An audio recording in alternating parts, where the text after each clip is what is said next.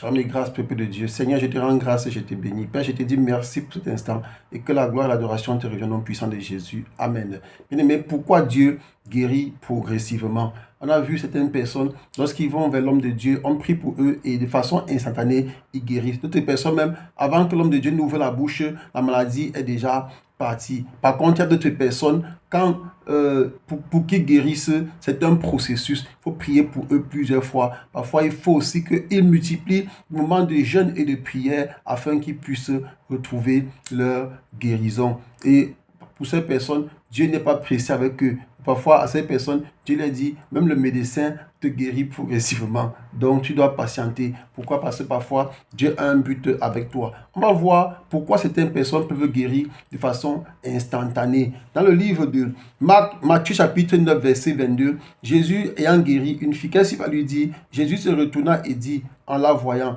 prends courage ma fille, ta foi t'a guéri. Et cette femme fut guérie à l'heure même. C'est ça ici, de la femme qui avait la perte de sang pendant des années. Donc, sa foi l'a guérie. Et on dit, cette femme fut guérie à l'heure même. Donc, à l'instant même, elle fut guérie.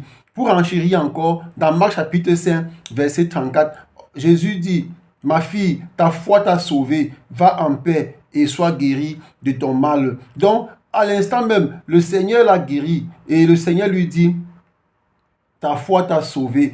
À l'autre, dans Marc chapitre 10, verset 52, Jésus lui dit, va, ta foi t'a sauvé. Aussitôt, il recouvra la vue et suivit Jésus dans le chemin. Donc, on voit même que certaines personnes, une fois qu'ils sont guéris, ils suivent Jésus. Ils continuent la marche avec Jésus. Par contre, il y a d'autres, quand ils sont guéris, ils ignorent carrément Jésus. Ils partent continuer à vivre dans le péché. Et après, quand la maladie leur renverse, on dit que pourtant, on avait prié pour lui. Pourtant, on l'avait délivré à l'église. Dans l'église, là même, ce n'est pas bien. On ne voit pas le style de vie qu'il allait mener après la délivrance. C'est là que Papa Jésus a dit, quand l'esprit impur sort d'une personne, il ne va pas les lieux arides. Il rôde, cherchant où partir, ne trouvant point, il retourne dans la maison où il était avant. La trouva bien balayée, propre.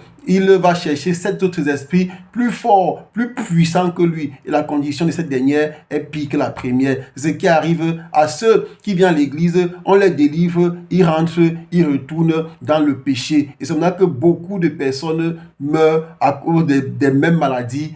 On se plaint de l'église alors qu'en réalité, l'église n'y est pour rien. L'église a fait son travail, mais c'est parce que tu marches mal. Tu marches dans l'impureté, dans la saleté, tu marches dans le péché. C'est pour ça que ça t'a tué. Je prie pour toi, bien-aimé, toi qui m'écoutes, si tu as été délivré, que tu restes ferme dans ta marche avec Dieu. Maintenant, pourquoi d'autres personnes doivent guérir progressivement? Dans le livre de Marc chapitre 8, verset 22, il est écrit, il se rendit à Bethsaïda et on amena vers Jésus un aveugle qu'on le pria de toucher. Et qu'est-ce que Jésus va faire? Il le prit, l'aveugle, par la main et le conduisit hors du village.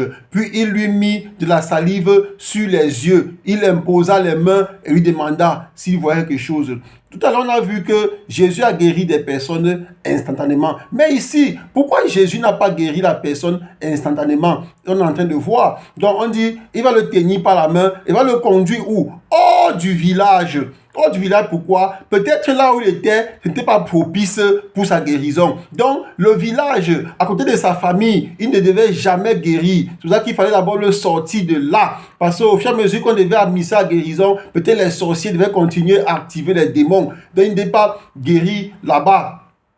Donc, il va d'abord lui imposer les mains et demander, elle lui met la salive et lui demander s'il voit quelque chose. Et qu'est-ce qu'il va dire? Il regarda et dit, j'aperçois les hommes, mais j'en vois comme des arbres qui marchent.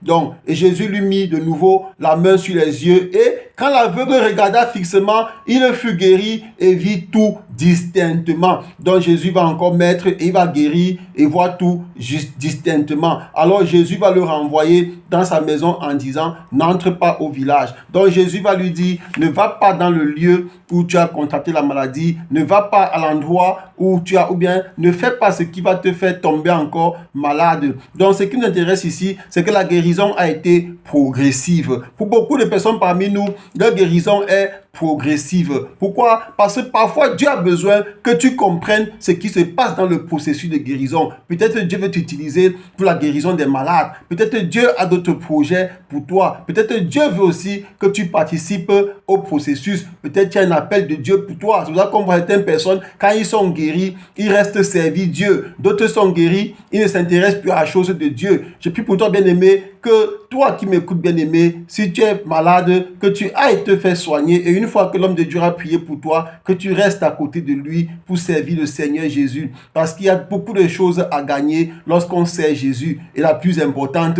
c'est la vie éternelle. Car la vie éternelle, c'est Jésus qui donne. Je te dis merci, Père, au nom puissant de Jésus. Amen.